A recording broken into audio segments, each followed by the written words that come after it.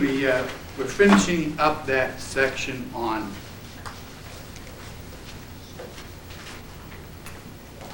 learning techniques. Remember last week we had looked at test-taking techniques, ways of avoiding test anxiety, how to set up to do a test, getting the proper attitude on a test. What is the proper attitude for taking a test? Is it a definition of who you are? No. No. Should you take it, is it the most serious thing that's ever going to happen to you? No. No. People fail testing and have wonderful lives thereafter. It's not the end of the world. What should you do with a test that you don't do well on?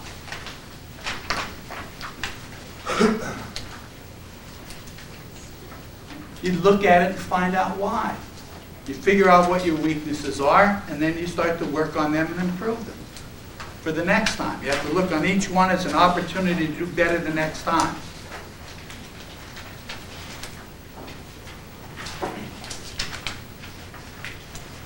Remember, what do you do to avoid test anxiety? The long, deep breathing was part of it, because it calms your body down. Remember, your body has an effect on your mind has an effect on your body. So when you slow your breathing down, you convince that unconscious part of yourself that it's not really a dangerous situation, that it's nothing to be upset about, and then that part of your brain, that part of your consciousness doesn't get in the way when you go to take the test. Also, you can do those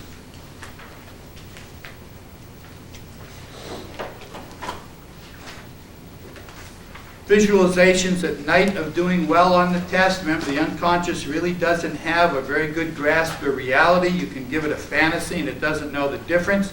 And so if you visualize doing well on the test every night, by the time you get to the midterm, the unconscious part of you thinks that you've succeeded on that test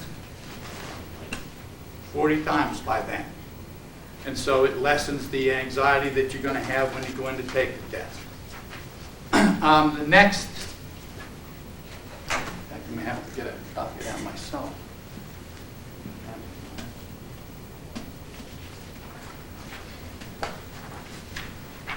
The next thing on learning techniques was that how to score 100 points on the 100-point essay.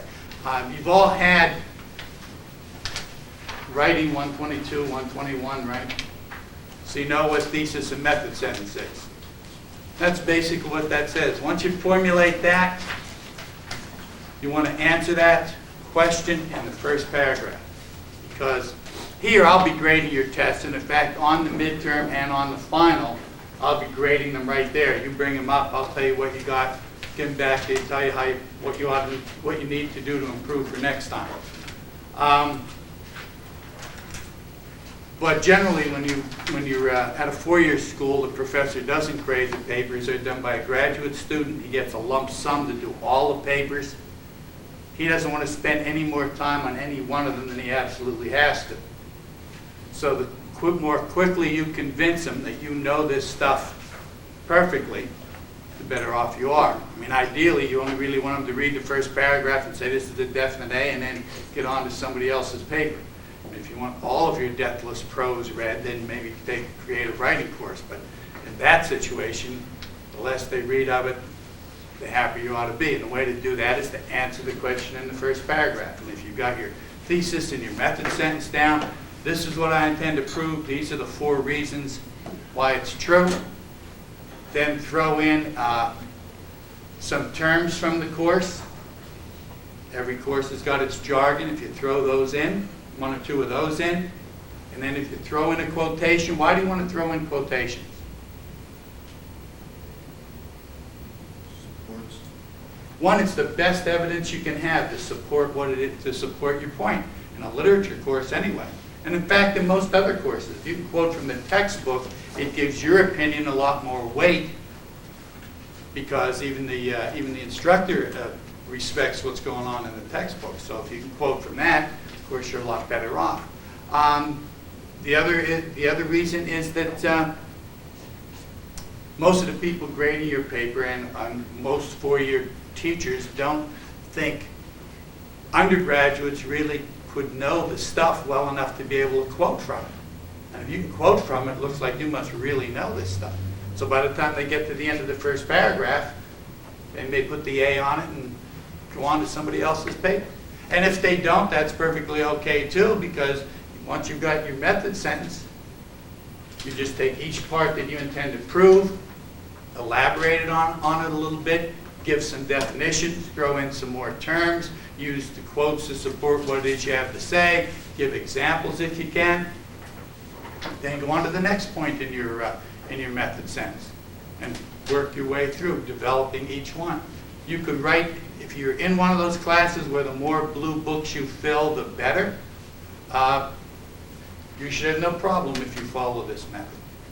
You just take each point and give an example of it, give a definition in there somewhere, have a quote, compare and contrast your examples. Every time you put down an example, you can compare it or contrast it with a previous example. So that allows you to develop the paper without just adding words. Why don't you want to just add words? When somebody goes to grade an essay, they have in their mind 4 or 5 basic points that they expect you to hit. And they're looking for those as they read through the essay and kind of mentally checking them off. If your paper is well organized, if all of the words that you have in there go towards proving what it is you have to say, it's not hard for them to do that. But if you're trying to write every sentence with as many words in it as possible, what happens is you end up burying your main points. And somebody who's reading through it fast will miss some of those points, so you're not going to get credit for them, even if they're down there. So just adding words for the sake of adding words, using circumlocutions, circular kinds of ways of phrasing things so that there's more words in the essay, is counterproductive. You really want to avoid that. You want to put in as much information as you possibly can. And if that information is organized and structured, it makes it easier for the person grading the paper to see that those points that they're looking for are there. When you do the essays in here, of course, quotation is going to be crucial. And in fact, you have to have at least 3 quotations in your long essays if you're going to get 90 or above, to even have a shot at that.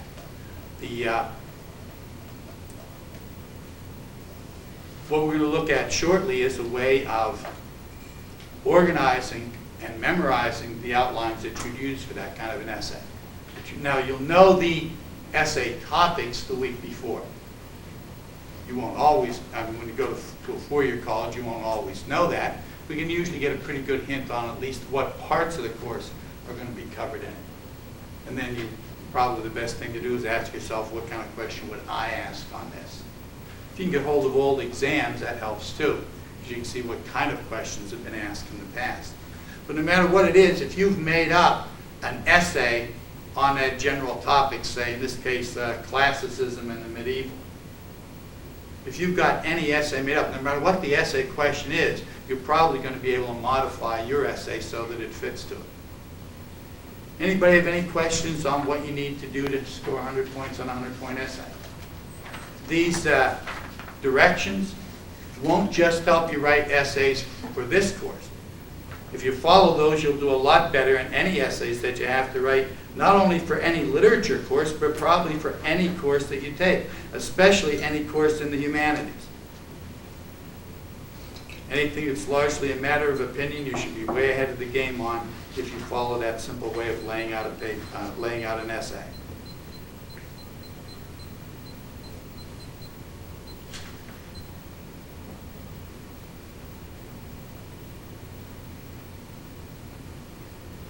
Should have set this earlier when the camera wasn't on.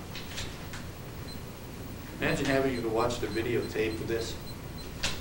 Sad enough you got to watch an old man set a watch as part of your education without having to see it on tape.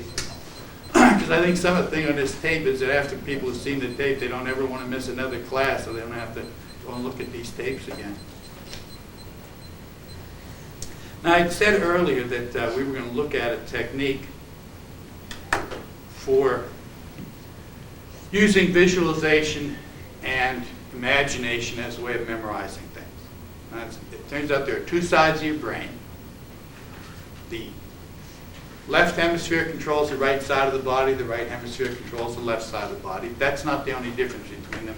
They organize information into totally different ways. Speech centers for most people are over here on the left side. Most people, when they study, try to store everything in words. Well, words don't carry information anywhere near as good as pictures do. This side of the brain tends to think in pictures. It makes associations. It makes connections based on characteristics of things, sometimes just the emotional tone. The hard thing about accessing this side of the brain is that its ideas are all interconnected, but not in any logical step-by-step way. So it's usually kind of hard to find a way to access this side of the brain. But as you'll see, it's got a storage capacity that's virtually limitless. Probably everything you ever did is stored over here on this side of the brain. This side of the brain doesn't think in words, it thinks in multi-sensory icons. Almost like little pieces of reality. So that instead of words, it brings back a whole experience. And those experiences have all of the sensations involved in them. They're symbolic, and they've got strong emotional overtones. Now, the emotion is what helps you remember it, as does the sensation.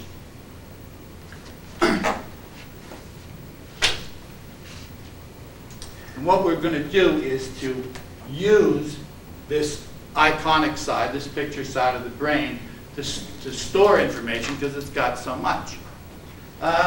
Give me an object of some kind, any kind. Knife. Knife. Oh,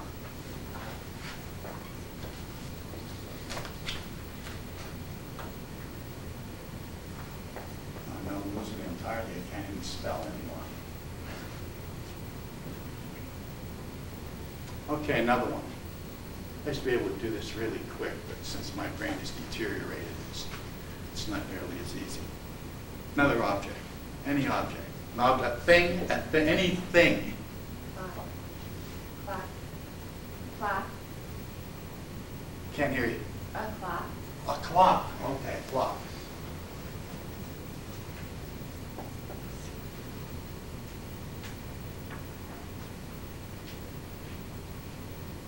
Another one. TV. TV.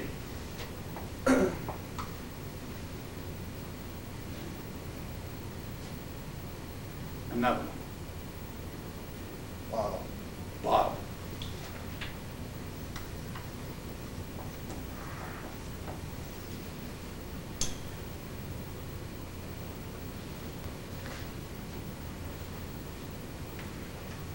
Another one. Chair. Chair.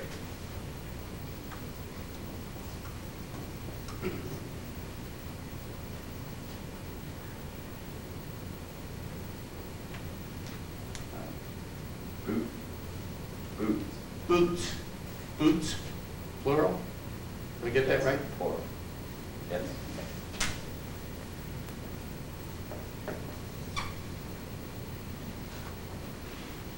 See, we got four more. Phone. Phone.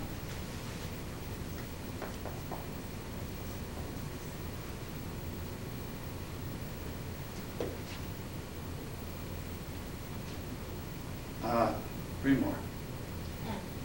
Pen. Pen.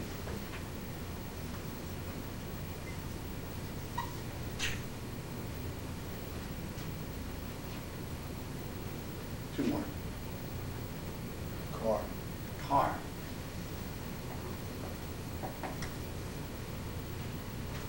And the last one. Tree. Tree.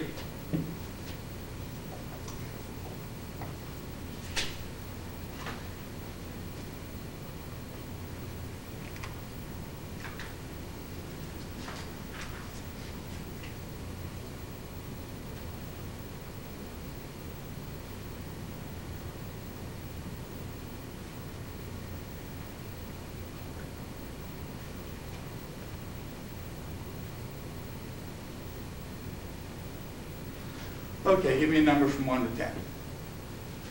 7. Number 7 is the phone. Another one. 3. Number 3 is the TV. Another one. 6. Number 6 is the boots. Another one. Number 5 is a chair. Another one. 1. Number 1 was a knife. No, you're wrong. No, number 1 was the knife. 4. Played tricks on an old man. Number 4 was a bottle. What are we missing now? 10. Number 10 was the tree. 2. Number 2, number 2 was the clock. Number 9. Number 9 was the car. And I think we're only missing number 8, the pen. Is that all of them? Okay, now, there's a whole bunch of different memory systems. This is one introduced by a guy named Harry Lorraine. And the advantage to Harry Lorraine's system is that it's infinitely extensible. Using the principles that he set up, you could make this list 300 things long. And you would be able, and he could do that. He would get lists from everybody in the audience. Would have to give him a different thing. He would be able to do 300 things. What he did was he took the numbers and he assigned letters to them. The vowels don't count for anything. Number 1 is a T because it's got 1 downstroke.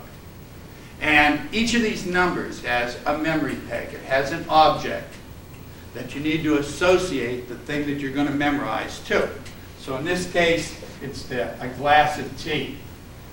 Well, you could pick now, though, as you'll see when we look a little bit later, the more vivid you can make this mental picture, the better it's going to work. You could see a glass of tea that somebody put a knife in to stir it with. But that's not strong enough. So what you want to do is put as many of your senses in this as you can. So make it a glass of steaming mint tea. So you can smell it, you can almost taste it already. And it's a fairly big glass. And somebody's taken a Bowie knife and they got mad at the tea. They got this bias against tea, who knows why. They hate tea. The waitress brought it in, they pull out their knife and stab the tea. So we have a glass of tea with a big knife stuck through it. Some of the tea is dripping out and running down the side, and it's all sticky, and it's splashed all over him, and it's real hot. So number 1 then is going to be the knife. It's stuck through a glass of tea. Number 2, because it has 2 downstrokes, is Noah. So you picture Noah loading things onto the ark. You could picture him loading clocks on. There's Noah, long white beard, big ark, starting to rain. He's got a forklift. He's loading crates of clocks on. I pictured all of the animals going on, and in order to induce them to get onto the ark, everybody gets a new Rolex. So there's the elephant. They got a big Rolex for the elephant. The monkey's got little Rolexes. Everybody's going, oh, look at this. I got a Rolex. This is really good. So all of the animals going on the boat all have a clock, so they know what time it is. So they all have their Rolex. Number 3 has 3 downstrokes. What do you mean by downstrokes? The downward stroke on the letter. On the letter. On the letter. Okay. Yeah, he only does that for the first 3 of them. Then he uses a different technique for some of the others. So this one is 3 downstrokes is M, so it's May. So the image for this one is a maypole. A maypole we're going to get to when we do the medieval. It's a pole with ribbons that hang down off it. And in the Middle Ages, a leftover pagan festival. Everybody danced around the maypole. Now, as you see, when we get into the pagans, they go all the way back to the classical world, and it's all part of the fertility rites. So male and female, they would pair off on the ribbons, and they would dance around the maypole, winding the ribbons over and under one another till they wrapped all around the pole. Everybody was rubbing up against each other at the bottom, and then they would pair off and go a Maying together. So this is the maypole. And everybody dancing around the maypole's got a TV to carry, which makes it kind of hard for them to dance because it's a big TV. They're The entertained. bigger the better. At least they're entertained. At least they're entertained. Well, you can also think of it, the M for May, as MTV. So it's part of the MTV Spring Festival. Everybody's dancing around the maypole, carrying their TVs, watching MTV, in fact, watching themselves dancing around the maypole carrying TVs with little TVs on it of pictures of people dancing around the maypole. Goes on infinitely. So you can picture, now when you do these, this is MTV, so it's just like literature. Sex and violence stick in, this side of the brain loves them, they're full of sensation. And so you can make these people dancing around carrying their TVs as scantily clad as you want. Nobody comes and looks in your mind and goes, oh, you have a bunch of lewd pictures to memorize this. It doesn't matter. Whatever sticks in your head. So you can put whoever you want in there carrying those TVs dancing around at spring break.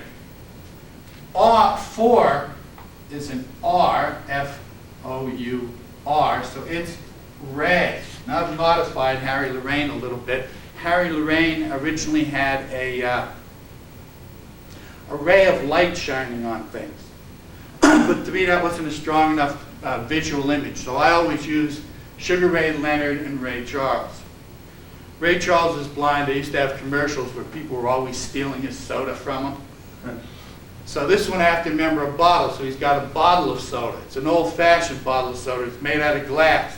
And the people who always come up and steal his soda reach for it, and Ray can hear them. So he takes the bottle and breaks it over their head. So we have Ray Charles breaking the bottle over people's head. You can hear the crash as the glass breaks and it splinters and little pieces are stuck in the guy's head as he runs away. Blood is dripping down. Remember, sex and violence. So this side of the brain makes it memorable for it. So Ray Charles breaks the bottle over somebody's head.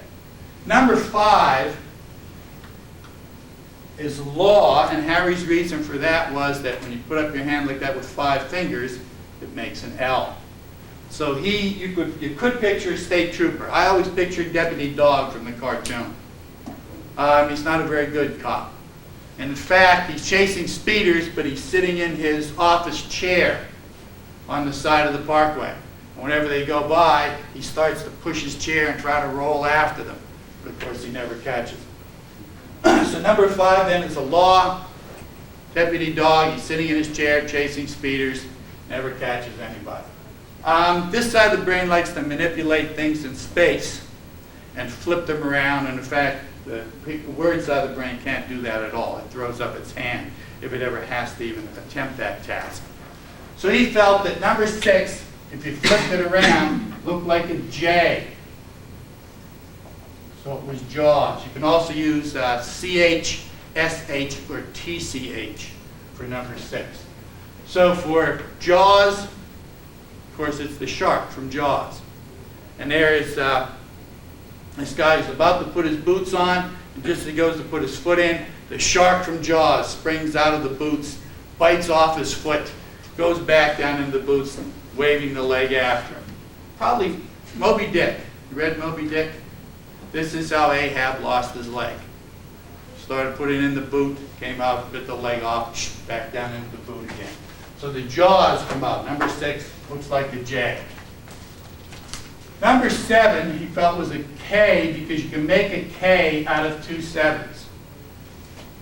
So this one is key. Now one of the techniques that will be mentioned later is that one of the ways to make an ordinary object stick in your mind more is to make it unusual in some way. And the easiest thing is to make it big. So this one is a phone. So I pictured a big phone that, everybody's got their cell phone. Well, this is a really big phone the person has to lug around. And although they got a really good deal on the minutes, you can only operate it with a key. And the key is about as big as this desk. So and the phone is heavy enough, you got to drag this big heavy key along behind it. You can't answer the phone until you can lift that key up and turn the phone on. So the phone's got a key to it. It's a big key. It looks like a skeleton key out in the Middle Ages. It clanks when a person drags it along and scrapes along the ground. So number 7 then is a key, and it's a phone, a big, big phone. Make it a big green phone. You hardly ever see a green phone. And it's got a big skeleton key that goes after it. Number 8, he thought looked like the small letter F. So number 8 is a fee. So anything in number 8 is got a big price tag on it. something rich and expensive. So it's going to be a pen. So I pictured a gold pen, but that's not vivid enough. So you know how when people borrow your pen, or they borrow they borrow your marker, they never give it back? So this is a guy who lent out his pen, and whoever borrowed is walking off with it, and he's running after them trying to get his gold pen back. And it's always happening. People keep taking this gold pen all the time, forgetting to give it back to them. You can make this a big pen too.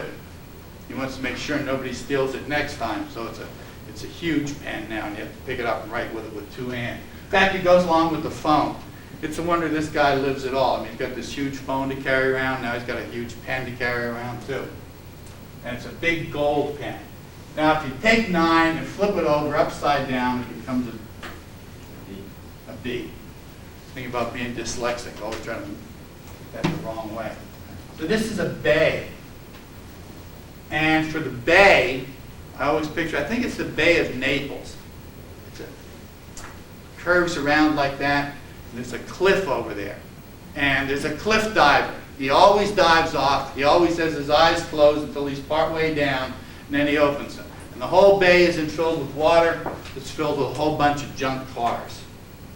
So you can picture him screaming as he sees what it is he's going to crash into. It's junk cars, and then the sound of him hitting the cars, and the rending of metal, and the cars, they're kind of stacked up, so when he hits one, they topple over, so cars are toppling in all directions.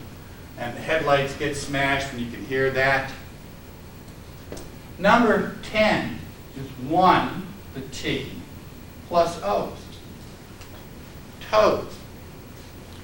So you could picture a person who has a pedicure and has, in this case, little pictures. You know how when we get little, like footballs for the Super Bowl on their fingernails and stuff? Well, this one you could picture with little trees painted on their toes. But it's probably a more striking image if you see a tree, and instead of apples hanging on it, there are toes. People are going around picking them. Well, they're not too good at throwing some of those away. They're kind of bitter, these toes. To get that sense of taste in there wherever you go as well. And in fact, you could picture a whole bunch of workers in the field harvesting the toes from the trees. They have little baskets. They're pulling the toes off and filling them up. So number 1 then was 1 downstroke. It was a T. So if somebody stuck a Bowie knife through a glass of tea.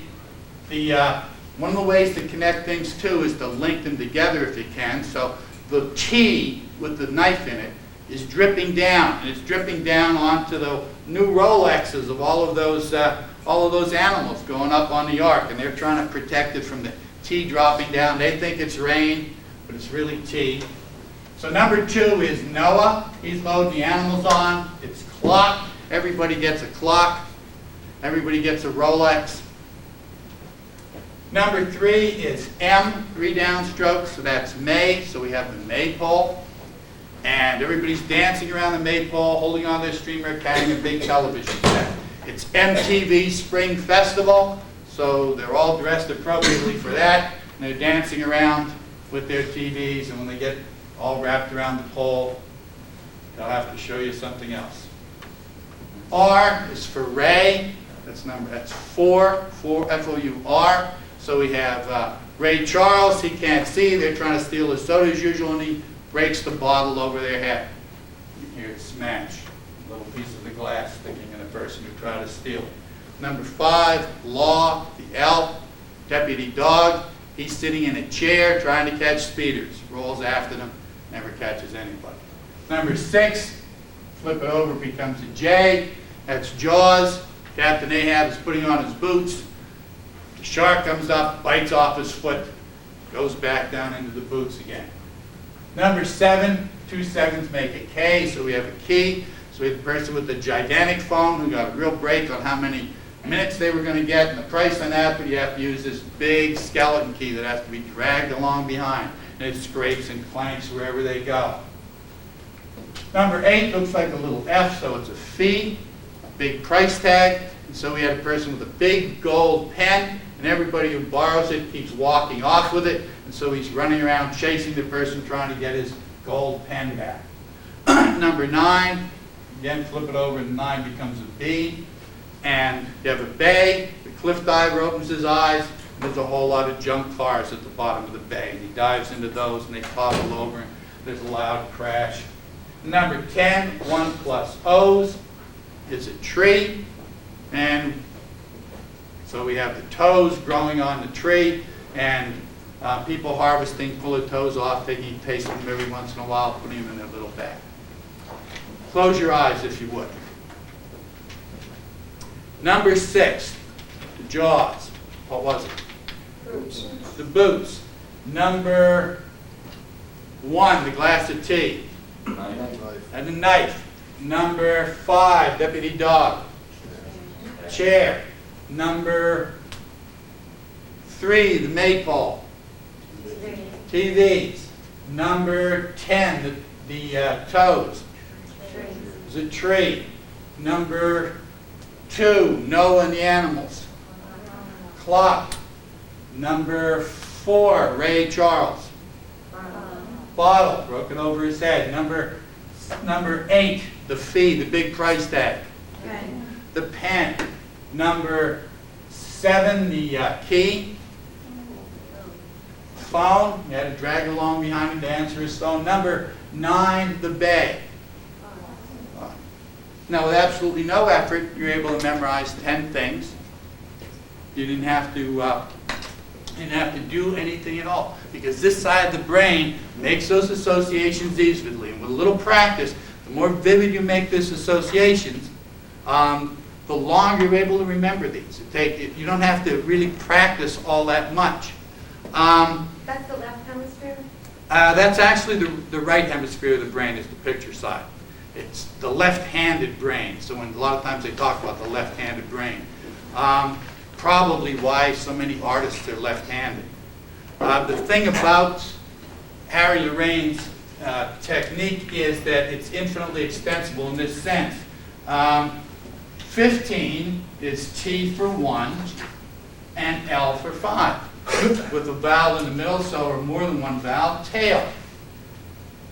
So you would picture an object with a tail, or you would picture some animal holding it in its tail. If you had 64, it would be J, R, put a vowel in there, jar. You would picture whatever it was in a jar.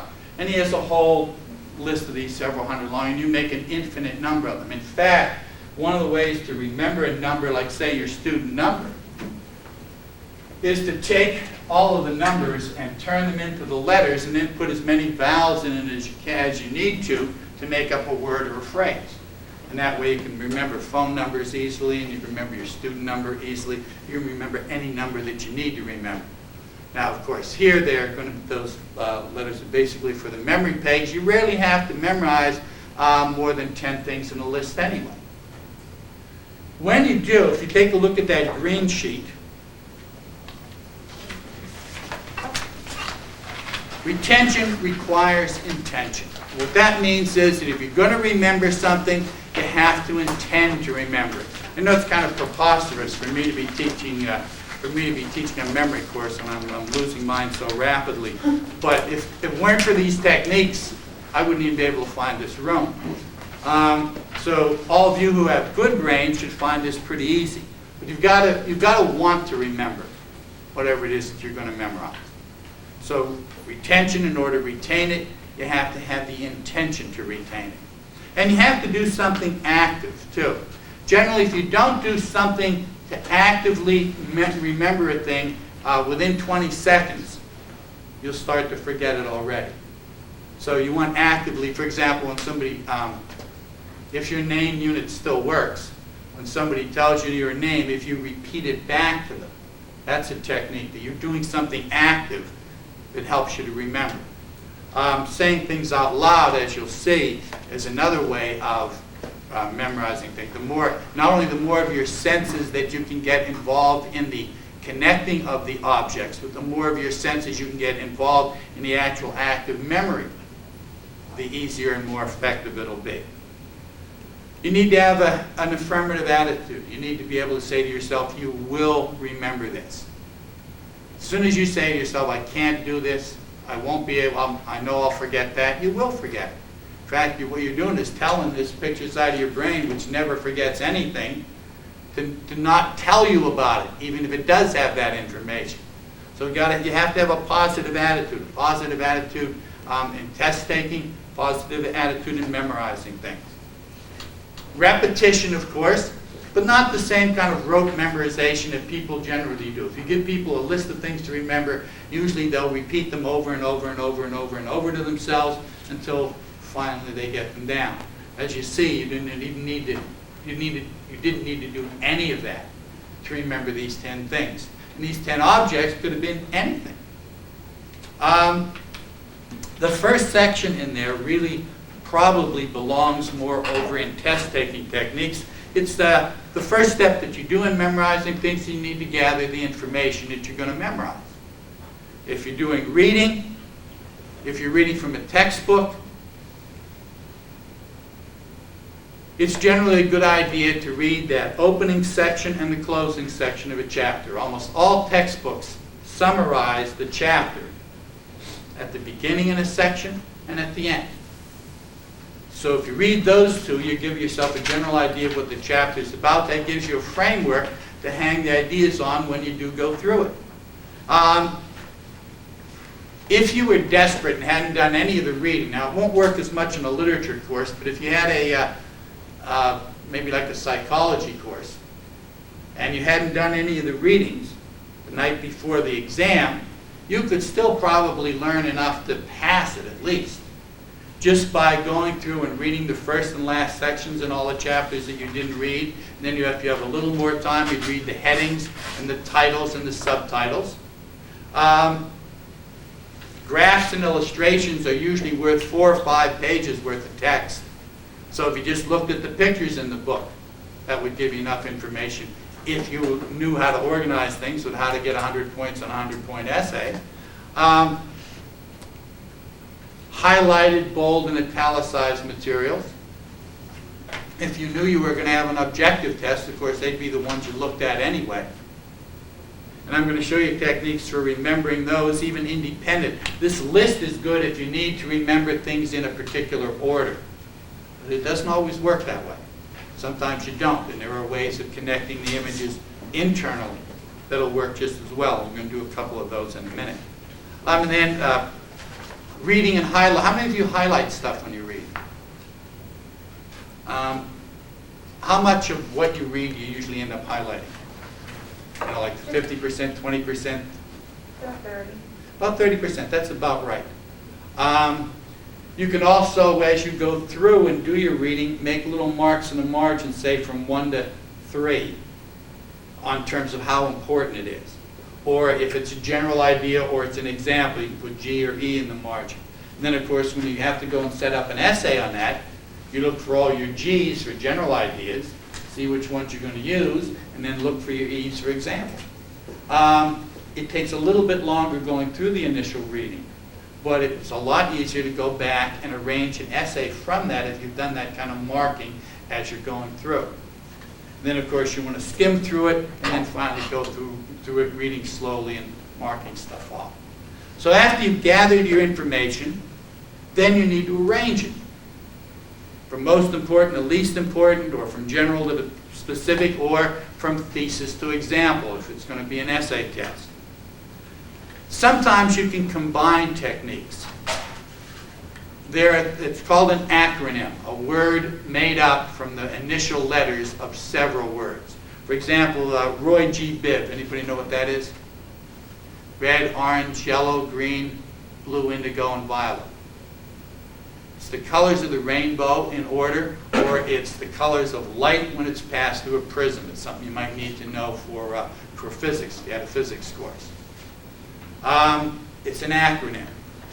When we get to the medieval, the Middle Age is going to be dominated by Christianity.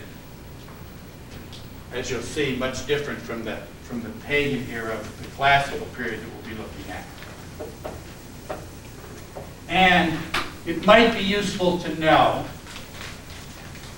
the 7 deadly sins These were the 7 things that could get you sent to eternal torture as far as the Middle Ages were concerned. And the acronym for that is pale gas.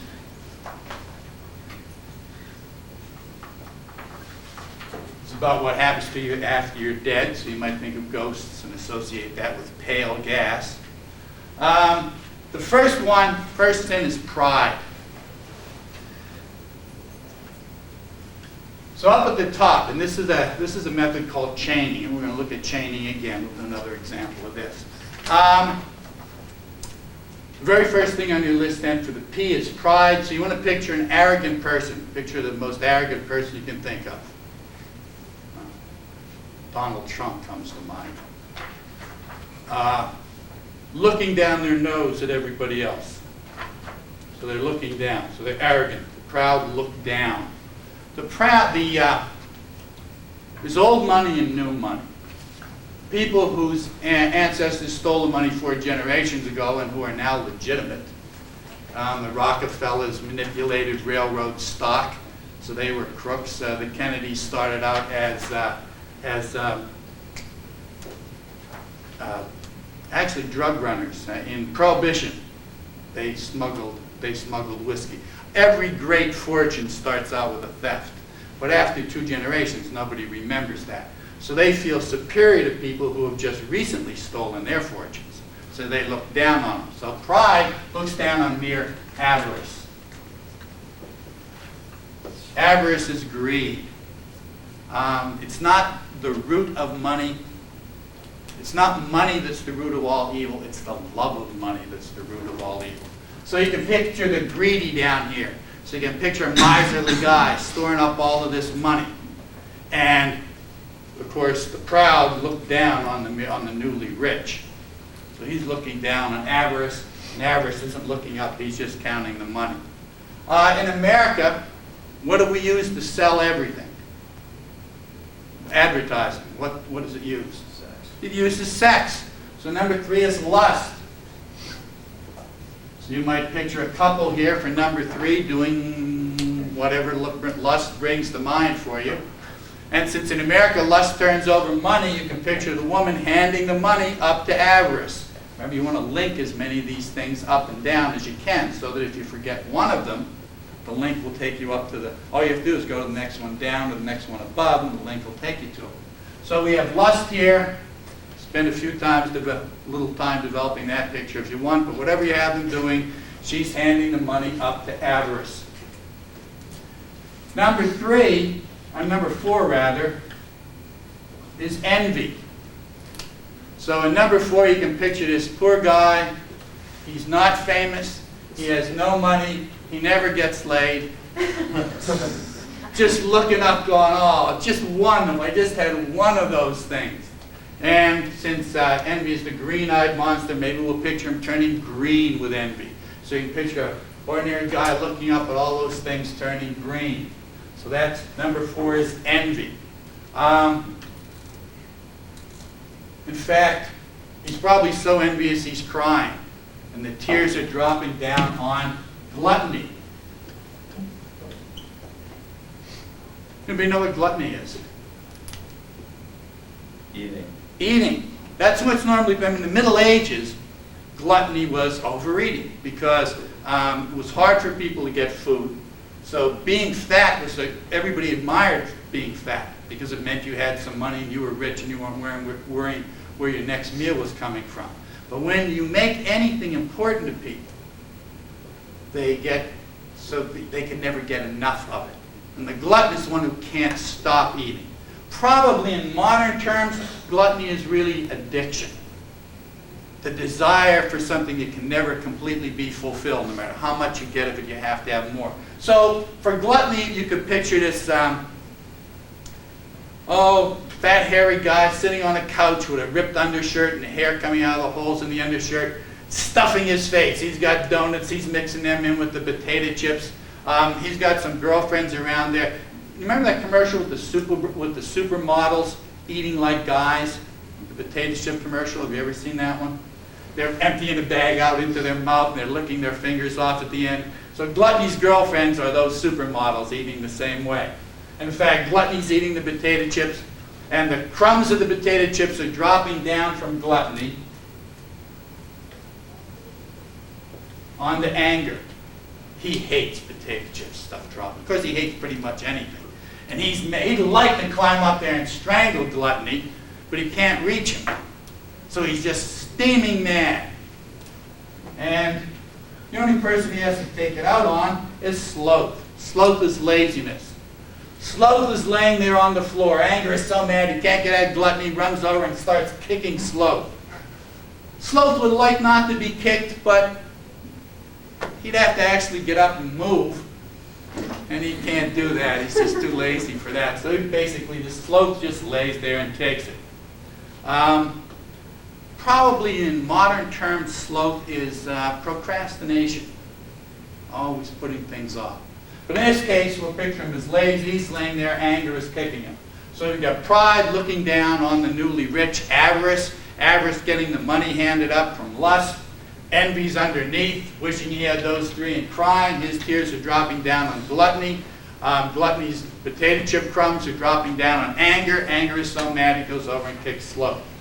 Close your eyes if you would. What's the acronym for this, for the 7 deadly sins? Pale gas. And the P in pale gas stands for? Pride. Pride is looking down his nose at? Avarice. Where's avarice getting the money from? Lust. And in position number 4, looking up tearfully? Envy. His tears are dropping down on? Gluttony. Gluttony's potato chip crumbs are dropping onto? And anger goes and kicks? Sloth. Again. If I had told you, well, you're going to have to memorize the 7 deadly sins today, you would say, oh. And there's no effort at all. Now, again, the more vivid that you make these images, the easier they are to remember. When you combine techniques, this is combining 2 techniques. We're using an acronym, and we're also, back we use several techniques. We were taking the object to stand for an idea, and we were also chaining them up and down. The more techniques you employ, the easier it is to connect them. When you're doing the memorization, there are a lot of shortcuts you can take.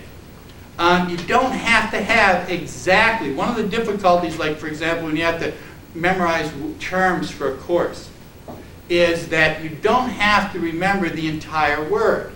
All you have to do is get somewhere close, and this side of the brain, which has so much stored, will make the connection for you. So that, for example, if you had to remember an author, John Cheever, well, there's no real word that goes with Cheever. So you might take the CH and the last syllable, make it chewing beaver. So you can picture a chewing beaver. And as soon as you form that picture of the chewing beaver, your mind will automatically convert it over into Cheever, because you know there's no writer named Chewing Beaver. You don't have to have the whole word. For example, you got a physics test. Acceleration is one of the terms you need to memorize. All you have to remember is ax. So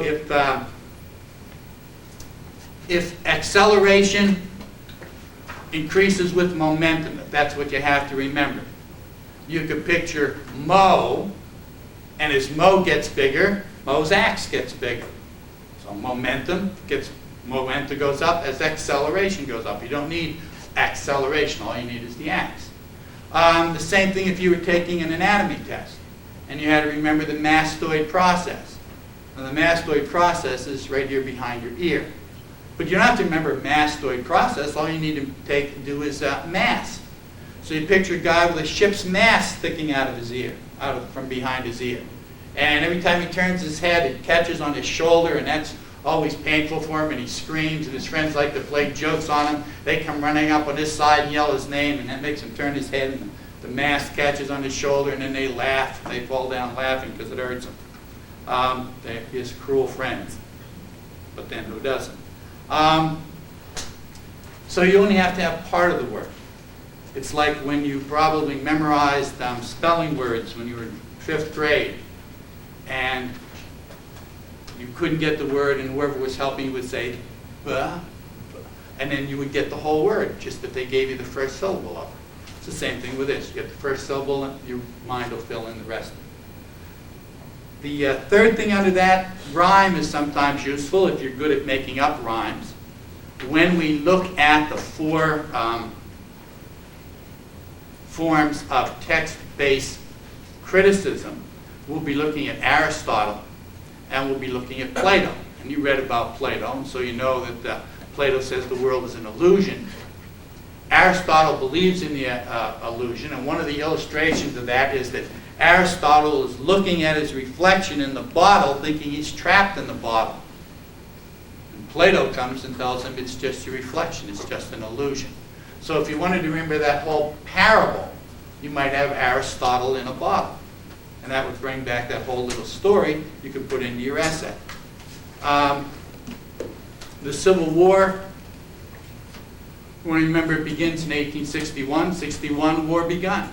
And it ends in 1864, so 64, war no more.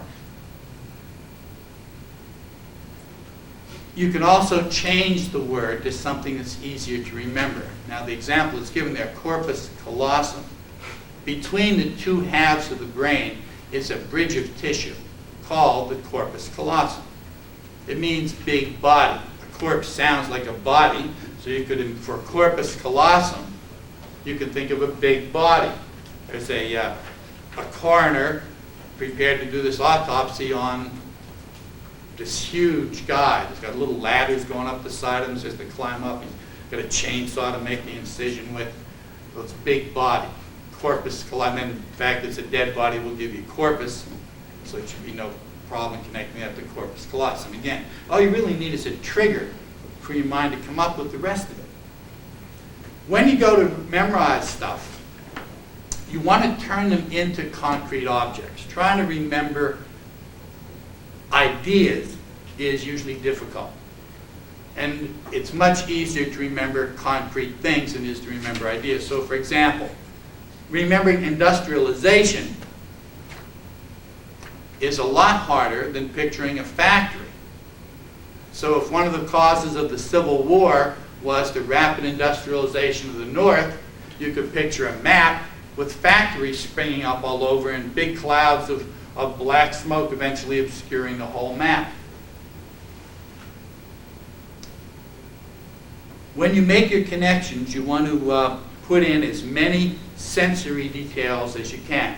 That's why I said in that initial glass of tea, to make it hot, so you have the sense of touch, and make it mint tea so that you can smell it and taste it. The more of the senses that you can involve, the easier it is to remember. The more specific you are about the senses.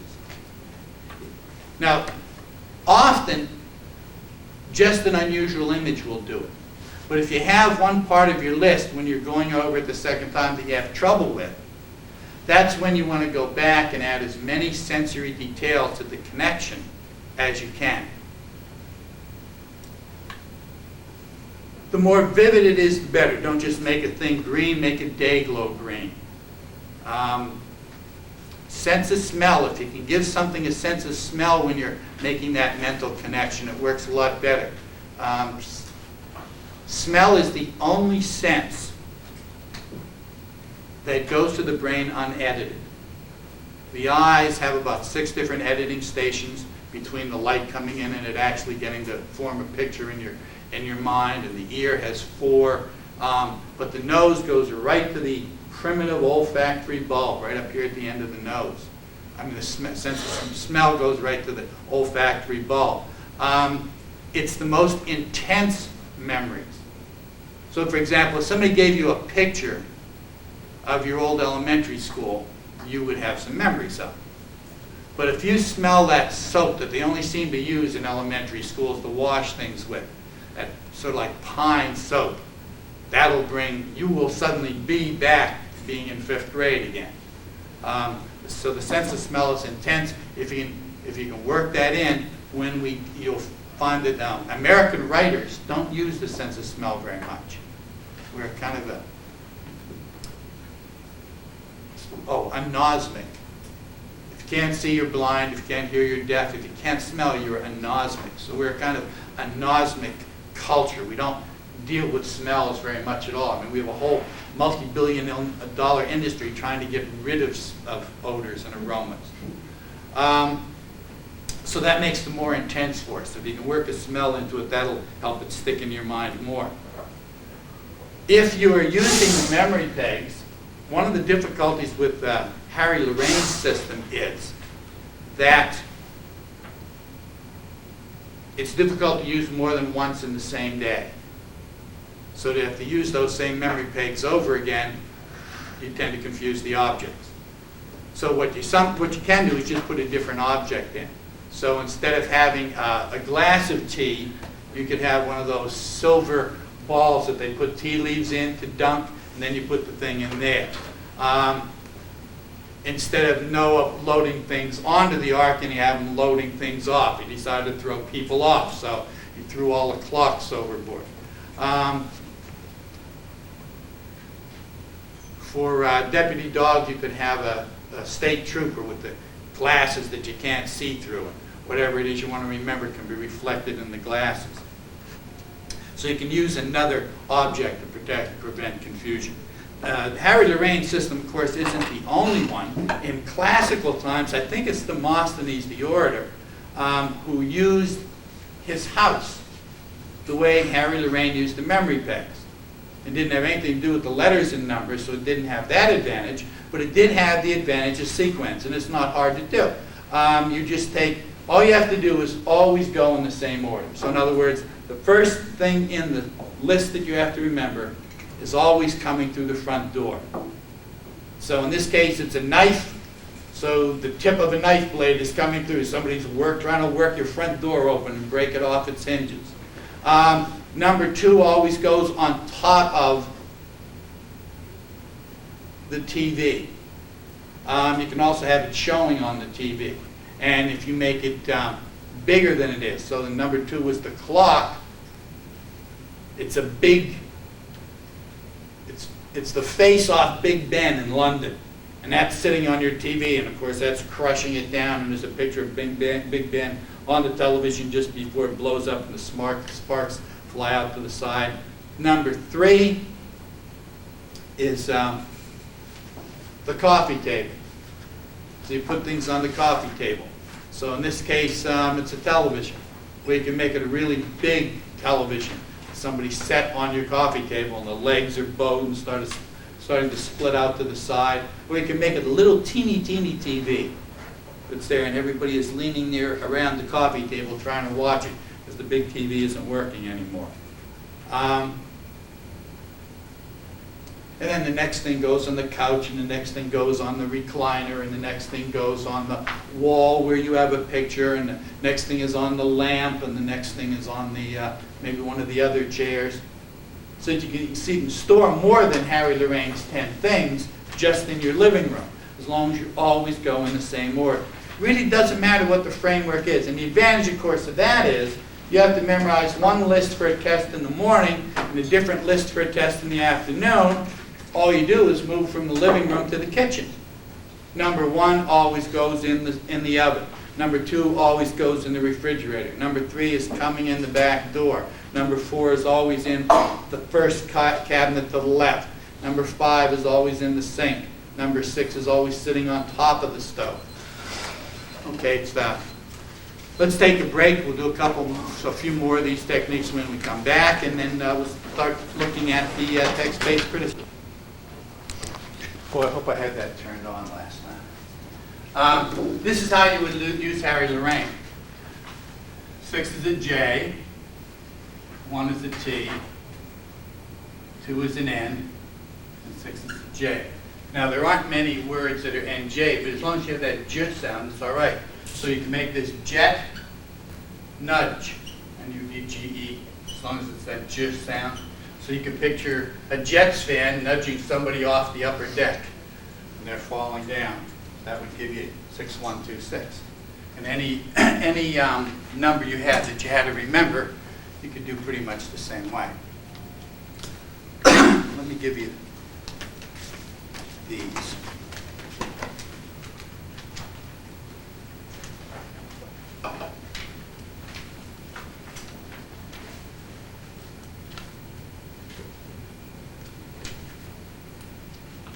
Imagine whoever's watching this video now sitting there going, where the hell did he go?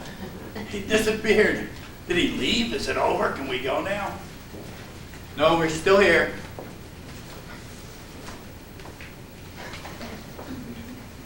We'll get to that one in a second.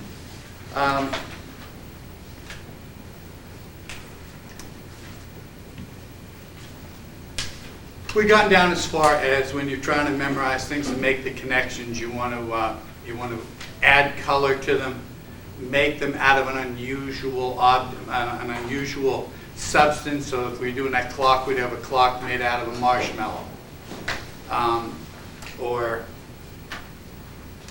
you could have a clock made out of molasses.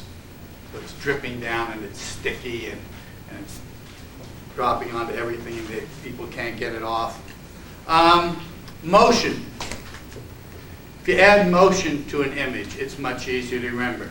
So let's try this demonstration of that fact. The right brain has so much basic computing capacity, basically, thank you, that it gets bored if it doesn't have a huge amount of information flowing in. And it likes to manipulate and move things. What I'd like you to do is let me find my, I want you to close your eyes and picture an apple. And as soon as you lose the apple, I want you to open your eyes again. Ready? Go.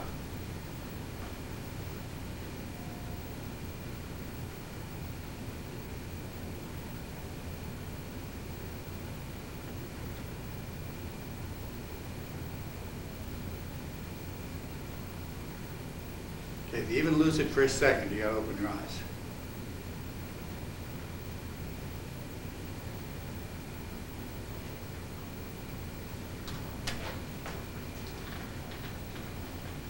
It's a pretty remarkable class, actually. Most people can't hold a stationary object in mind for more than 5 seconds, but almost everybody in here got up to 10, and probably about a third of the class got between 20 and 30, and one or two of you either fell asleep or could have gone on apparently infinitely. Are you an artist, or you are? Okay.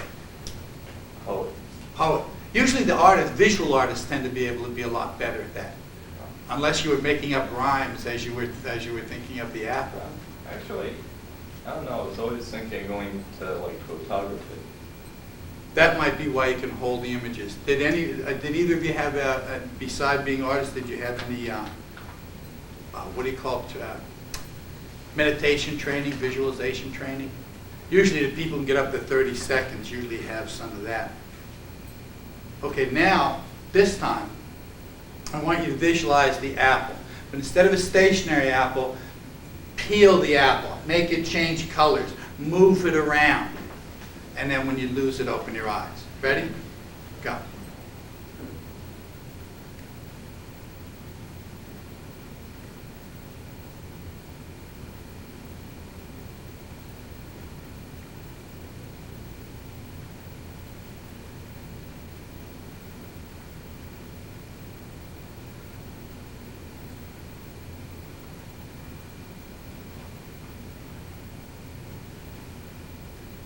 Okay, that time everybody got to 15 seconds, most got to 20, and a lot more got to closer to 30 than got to it before.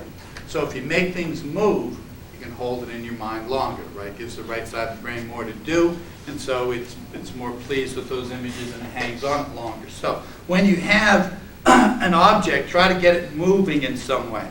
And as I had said, sex and violence are 2 ways to add a dimension to your images that'll make them last longer. The example that's given there, 62, we're going to get to a guy named Shereshevsky, and it was his way of remembering numbers. But when he wanted to connect 2 numbers, he put some motion in them, so that he thought the 6 looked like a man with a sore toe, and the 2 looked like a swan. So we picture a man with a sore toe kicking a swan, and then, of course, wishing that he hadn't kicked it because it hurt. Sound, taste, smell, music. If you're having difficulty remembering a certain part of what it is you're studying, put your favorite music on. The only drawback to that is that thereafter, whenever you hear that song, when your physics lesson will come back to you. But, so if you want to sacrifice, maybe use your second or third favorite song so you don't sacrifice your very best. And if you got one of those songs which is sacred to you and some significant other, I wouldn't use that one either. Because all those pleasant memories will be mixed in with physics. Moving your body, there's a thing called kinesthetic memory. For example, it's like when you're shooting foul shots and you make one and then all of a sudden you make 5 or 6 in a row. That's because the body remembers. And you can use that to connect with your visual memory.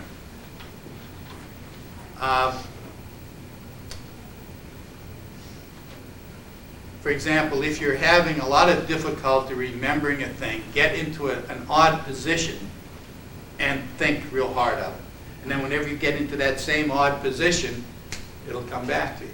People will think you're nuts at the test. You get to number 20 and you go, oh, write it down. But what do you care? You got the question right. That's all that really matters.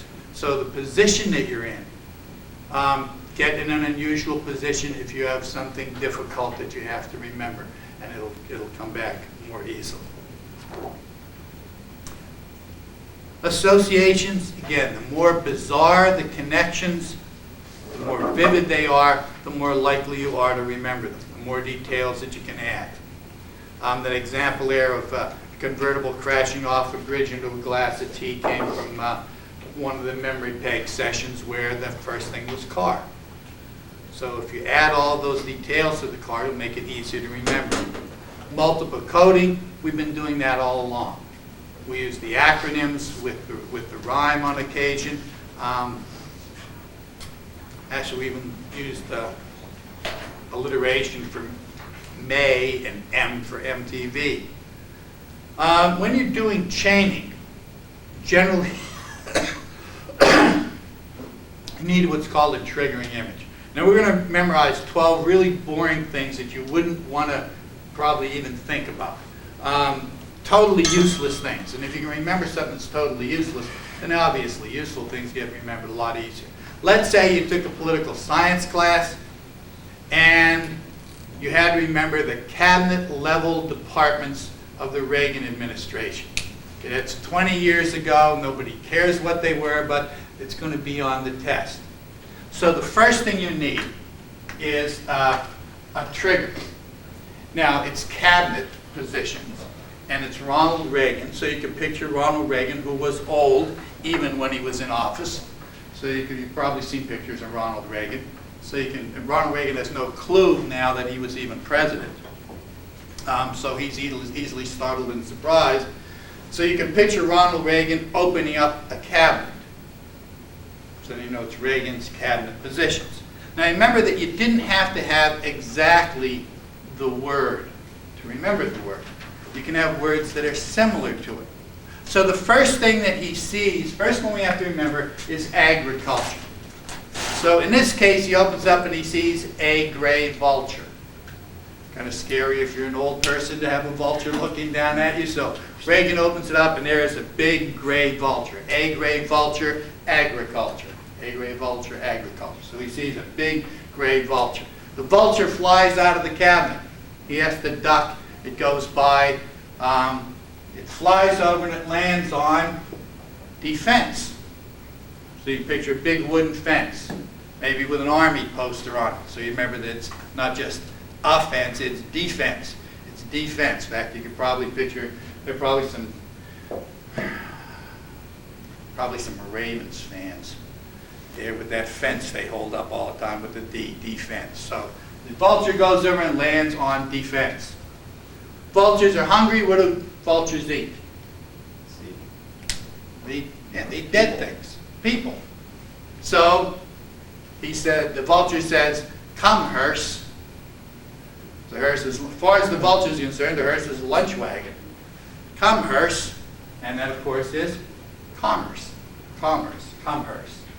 And the hearse comes, got an old guy in it, and his young girlfriend who stands to inherit everything, is following in her Jeep. Energy in her Jeep.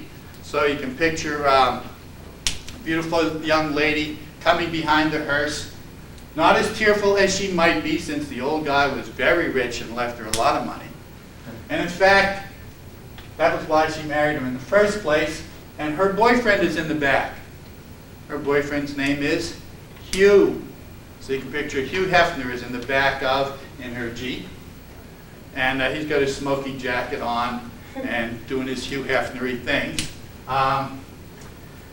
He'd like to whisper sweet nothings in her ear. He's hoping to get lucky. But the problem, and Hugh stands for housing, health, education, and welfare. So you can picture, if you want, Hugh Hefner's got a book under his arm for education, and well, he doesn't work anyway. And the real welfare in the country is for the rich, so you might remember it that way. So anyway, Hugh was in the back seat. He'd like to whisper sweet nothings in her ear, but she has mud in her ear. HUD, Housing and Urban Development. So the mud is caked in there, and there are little houses in it. And there's a little city in there, in fact. That'll give you Housing and Urban Development. And it's in her ear. So before he can whisper in her ear, he has to get the mud out. He'd like to wash it out, but in his glass, because Hugh Hefner's always got a glass, so you can picture him with a little cocktail glass, but there's nothing in it except just ice. So number 8 then is justice, just ice. And so he's got to wait around for it to melt. Finally, the ice melts, and he pours it in her ear, and the mud washes out, and the water runs out the other side. This is one of, I don't think Hugh Hefner likes really intelligent women, so this is your basic empty-headed Playmate of the Month. So it just runs out the other side of her ear, and the water splashes down onto these boards. These are French boards. They are lay boards. And in fact, these boards are laid by lay boarders. The laborers lay the boards, or labor. So these boards, these guys who lay boards, they love to do this. Their goal is to have a boardwalk that runs all over the state. They want one big boardwalk from Cape May all the way up the coast and across and back down the other side of the Trent. So they lay these boards all around the state. Again, they're French boards. Sometimes, because these guys are jokers, they like to lay their boards across the tunnel, across tunnels. And of course, the boards get smashed when the trains come out of the tunnel, which is for transportation. So when they lay some of these boards across the tunnel, the trains crash through them, the boards splinter and fly everywhere, and these are solid gold trains because they come from the treasury. So we have the laborers laying the boards. They lay them all around the state. They made a big boardwalk. They lay them in front of the train tunnels where the trains for transportation come through and smash them all over. And little pieces of gold. People hang out around the tunnels waiting for the trains to come through because little chips of gold fly off. Then they run over the track and pick up the gold. And that's from the treasury. So we start out with Ronald Reagan. He opens his cabinet, and a gray vulture flies out. It lands on defense. It's hungry, so it says, "Come, hearse." The hearse comes. The body's followed by the deceased girlfriend in her Jeep. In the back is her boyfriend, Hugh. He'd like to whisper sweet nothings in her ear, but there's mud in her ear. He wants to wash it out, but his glass has just ice. When it does melt, he pours it through. It drops out the other side onto lay boards. Lay boards are laid around the state. They're laid in front of the tunnels where the trains smash them for transportation. The trains are solid gold for treasure. Close your eyes if you would. What's the trigger for this chain? The first thing happens before we even see the vulture. Yeah. Ronald Reagan opens his cabinet. So these are the cabinet level positions. First thing he sees, a gray vulture, which stands for agriculture. Vulture flies away and lands where? On defense, which is for defense. The vulture's hungry, so it says Commerce, which is commerce. And the hearse comes, it's followed by the girlfriend riding in her Jeep, which is energy. In the back is her boyfriend, Hugh. And Hugh wants to whisper sweet nothings to her, but what's the problem?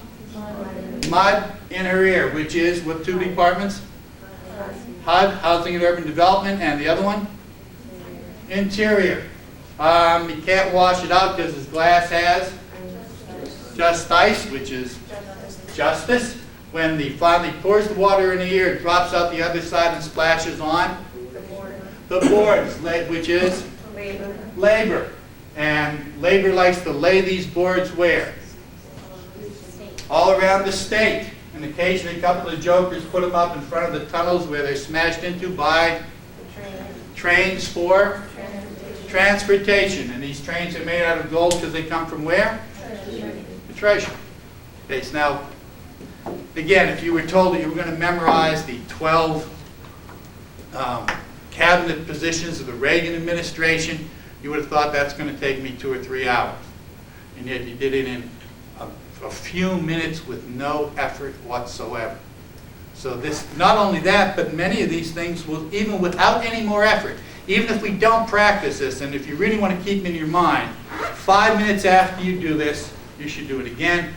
10 minutes, then a half an hour, once a day, once a week, once a month, and then if you do that, by the end of the month, it'll be yours forever. You'll never forget.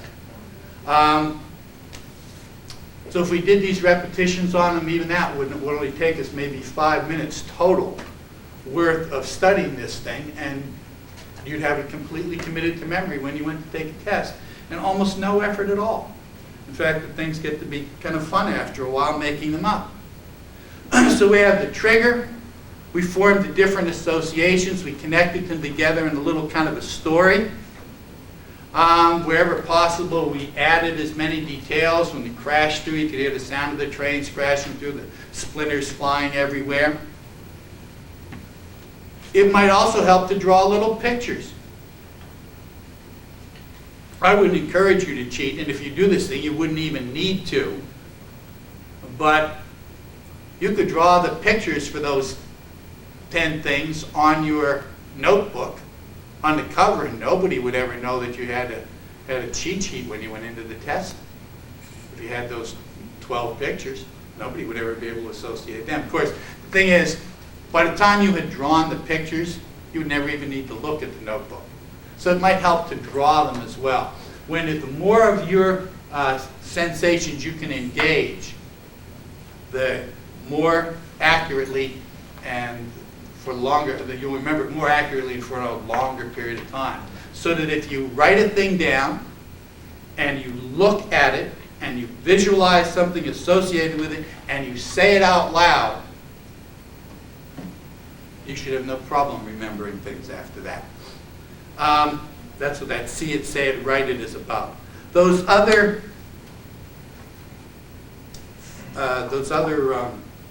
things here are different ways, different kinds of memory pegs.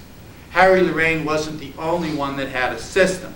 The middle one is the rhyming pegs. 1 is a gun, 2 is a shoe, 3 is a tree, 4 is a door, 5 is a hive, 6 are sticks, and so on all the way up to 20.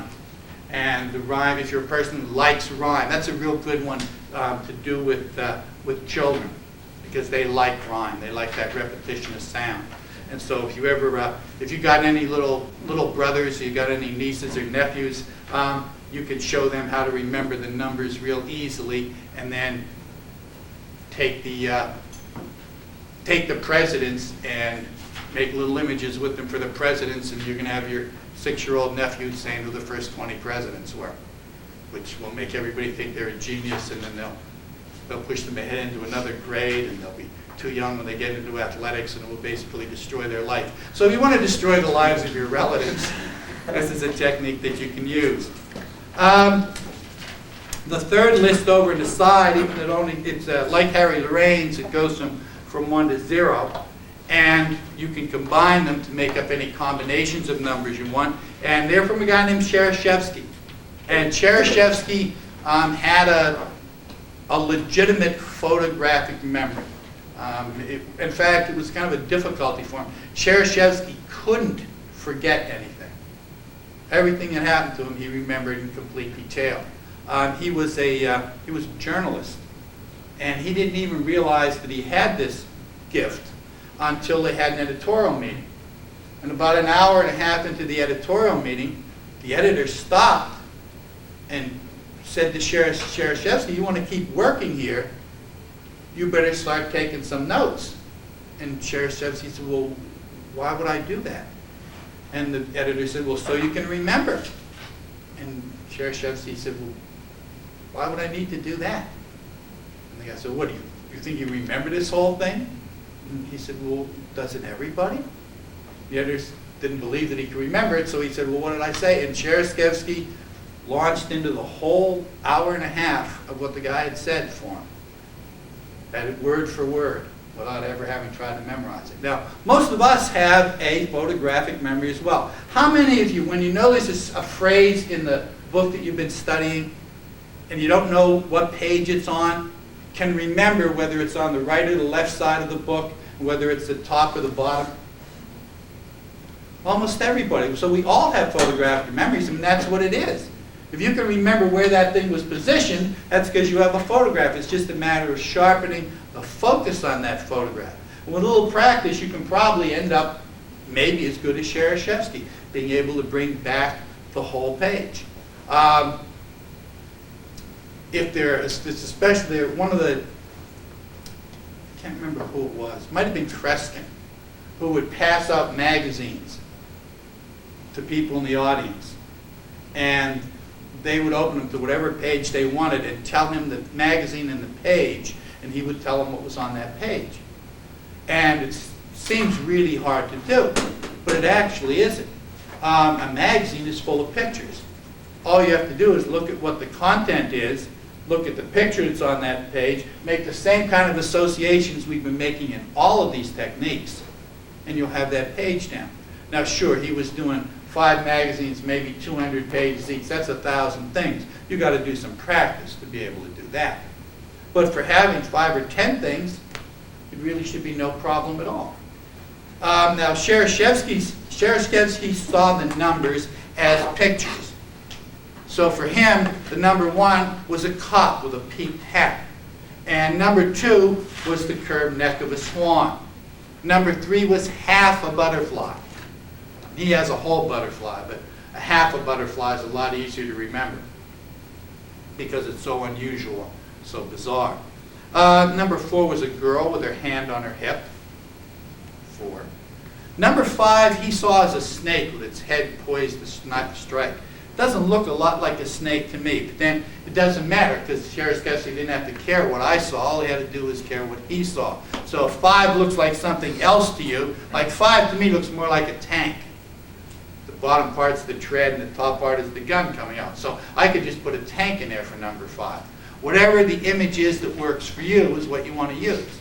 These are just suggested places to show you how the technique can be set up. So for him, number 6 was a man with a sore toe. Number 7 was a cane, because it looked like a cane. Number 8 was a woman. Back when Cherishevsky was alive in the 40s and the 50s, women wanted to have an hourglass figure. Little waist, large bust, fairly large hips. Now, everybody wants to look like number 1. No figure at all. So you might remember number 1 instead of a cob, it might be a Bulimic. And then number 8 is the old-fashioned 50s kind of a woman. Number 9 is an elephant. You can see the eye and the trunk comes down, and then 0 is an egg. So if you want to remember that something happened in 1990, you might picture an elephant standing on top of an egg, and the egg doesn't break. So usually the top number is the first number, and the bottom number is the second. Or if you're remembering a series of numbers, the object on the left is the first, and it moves across left to right. That thing I mentioned earlier about your house, again, it can be any structure you want to use for the memory pads. If you're a sports fan, if you're a football fan, you could start with the defense, and you put the first thing at nose guard, and you put the second thing at defensive left, right defensive tackle, and the third thing goes at linebacker, and or if you were a baseball fan, you could have all the positions of that, or the program order for QVC. And so for Dominique Hour, you have number 1, the knife. So we have the knife with a Dominique handle on it. So whatever it is that you can remember easily, if the TV lineup for Wednesday night. And so whatever the first show is, the first object you have to remember appears in the first half of that show. And then the second half might appear on or a different character from that show. Anything that's got a series of things in it, as long as you do them in the same order, they'll serve as your memory banks. Now, when you go to have to write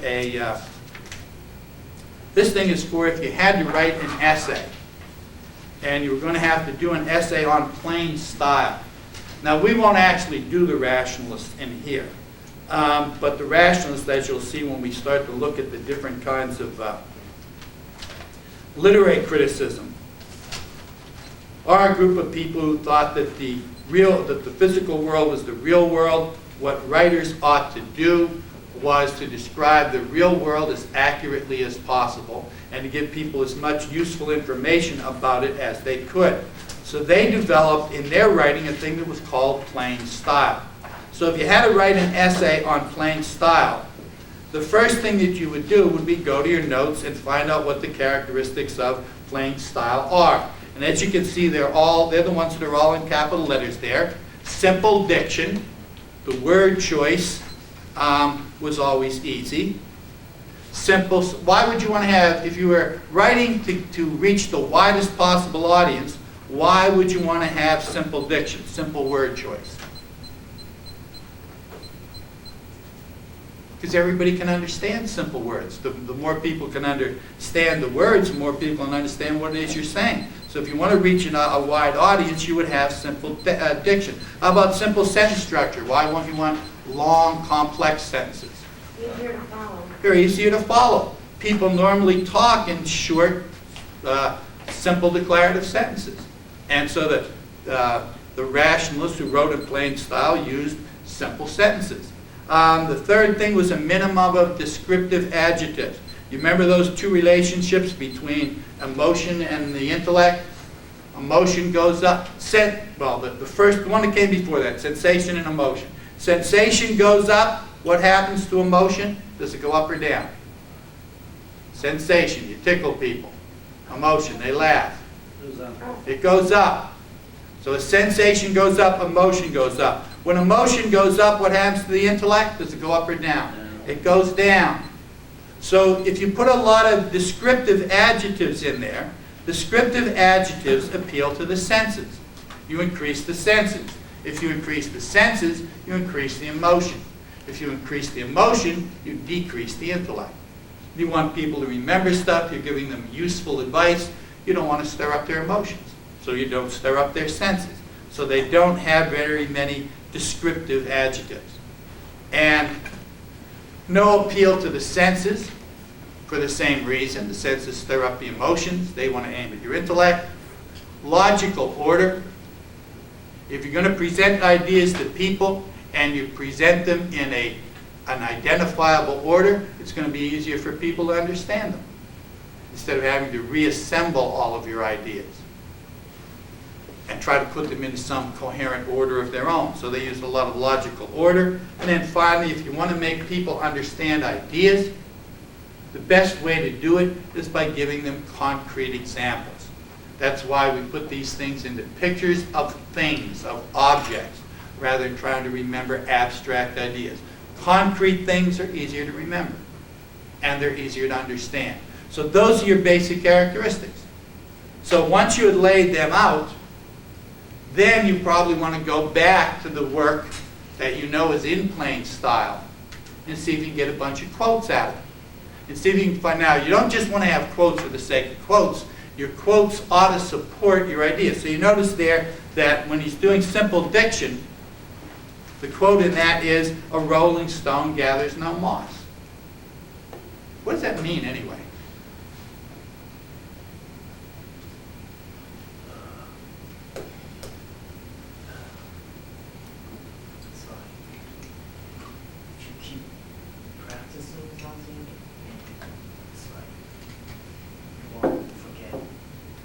if you keep moving, if you keep practicing, you keep doing things, you won't become fixed in place and moss won't grow on it.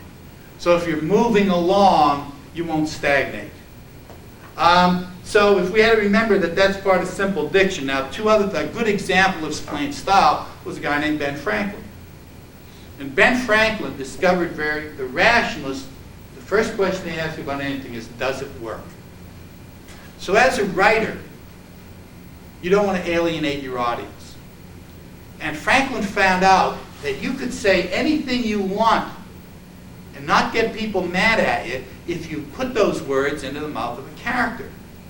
So the first thing that Franklin did was he brought out a thing called Poor Richard's Almanac, which was done by Ben Franklin. But he didn't call it Ben Franklin's Almanac because when he put something in it, he didn't want to get blamed for it. It's Poor Richard's. And Poor Richard's Almanac always starts out with a guy named Father Abraham. And he's this old kind of loopy guy, and he's always quoting Poor Richard. So in other words, Ben Franklin is now 2 removes from everything that Father Abraham tells you Poor Richard said. So if you don't like it, you got to blame one of them. You got to get through 3 layers before you get back to Ben Franklin. So knowing that, if you want to remember that for your essay, you would picture Ben Franklin with a little puppet of Father Abraham. And Father Abraham keeps pointing to a guy over there with the knees are out of his clothes. He's got patches everywhere, and that's Poor Richard. Poor Richard said that. So you can see this little Father Abraham puppet pointing to Poor Richard, Ben Franklin underneath. Start out with the simple diction. Diction is words. It's from dictionary. So you might picture this huge dictionary, but it's a simple dictionary. It's got 1,000 entries in it, and every one of them is the word simple. And on the cover it says Simple Dictionary, and when you turn over the big page, everything in it says simple. So you have simple diction. And you can picture Ben Franklin standing on that simple dictionary with his little hand puppet. Of course, he's setting up his puppet show underneath a cliff, and a big rolling stone comes over the cliff and is hurtling down towards him. And you can hear it whizzing through the air, and there's no moss on it. And it's just about to crash onto Ben Franklin. And of course, then up at the top of the cliff is Mick Jagger from the Rolling Stones, who just pushed that Rolling Stone off on him. So again, the more kind of associations you can make, the better. Then you would go on, the simple from the simple dictionary leads you to simple sentences. And you could picture Ben Franklin writing on the blackboard, simple, simple, simple, simple, simple. That's a simple sentence filled with the word simple. A stitch in time saves 9, which means that if you sew something right in the beginning, you end up, if you wait, you'll get a big rip, you'll have to put 9 stitches in it. But if you sew it right now, you can prevent it. So it's about taking action right away. So you could picture Ben with his pants are beginning to split in the back, and he puts 1 stitch in so he doesn't end up with them splitting all the way up. And again, you would work your way on through each of these things, making a connection with the thing before. The simple diction connected to the simple sentences. The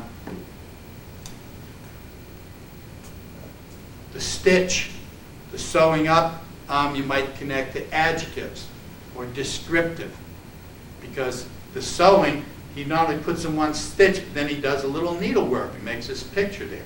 So the picture, the needlework picture will give you descriptive. So now you know you're on to descriptive adjectives. And you notice that you don't need the whole quote.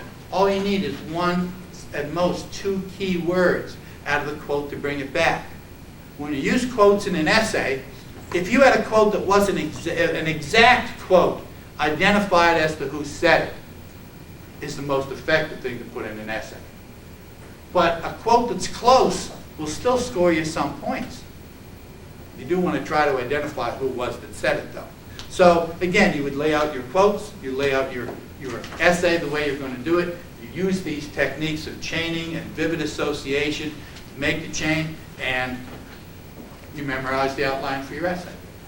And you go in, what's the first thing you do as soon as the test starts? Write down the outline. Once you've got the outline in front of you, then you don't have to worry about memorizing from there on.